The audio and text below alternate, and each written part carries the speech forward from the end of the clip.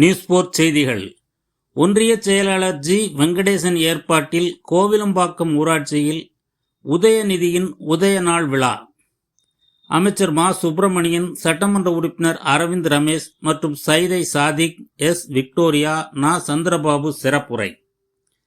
சென்னை தெற்கு மாவட்டம் புனித தோமையார் மலை தெற்கு ஒன்றியம் கோவிலம்பாக்கம் ஊராட்சியில் துணை முதலமைச்சர் உதயநிதி ஸ்டாலின் பிறந்த நாளை முன்னிட்டு திராவிட மாடல் அரசின் சாதனை விளக்க பொதுக்கூட்டம் நடைபெற்றது.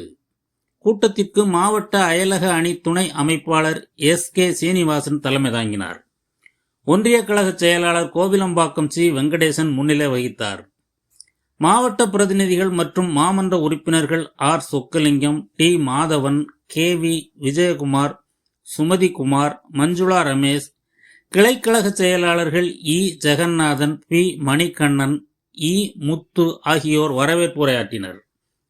மாவட்ட கழக செயலாளர் அமைச்சர் மா. சுப்பிரமணியன், சோழிங்கநல்லூர் தொகுதி சட்டமன்ற உறுப்பினர் ச. அரவிந்த் ரமேஷ், தலைமை கழக பேச்சாளர் சைதை சாதிக், இளம் பேச்சாளர் எஸ். விக்டோரியா, தொகுதி பார்வையாளர் நா. சந்திரபாபு ஆகியோர் சிறப்புரையாற்றினர்.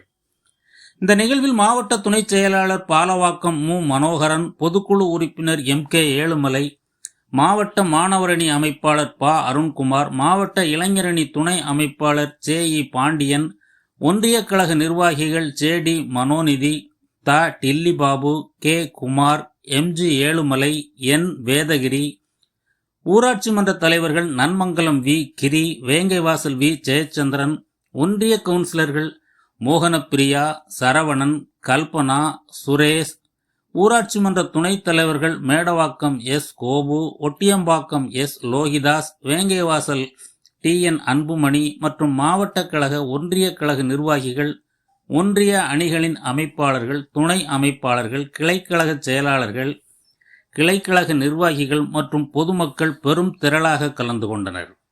நிகழ்ச்சியின் நிறைவில் ஒன்றிய இளைஞரணி துணை அமைப்பாளர் இ. விஜய் நன்றியுரையாற்றினார். நியூஸ் போர்ட் செய்திகளுக்காக வை. மாரிமுத்து.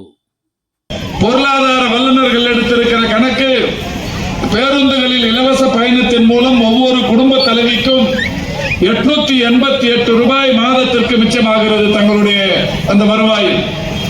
எனவே இந்த 1000 மட்டுமல்ல, 888 இன்றைக்கு மகளிருக்கு இலவச பயண திட்டத்தின் மூலம் அவருடைய இன்றைக்கு பொருளாதாரத்தில் ஒரு மிச்சப்படுத்தப்படுகிற ஒரு நிலை என்பது இருந்து கொண்டிருக்கிறது. இதையும் கடந்து ஒரு மிக சிறப்பான திட்டம் காலை உணவு திட்டம்.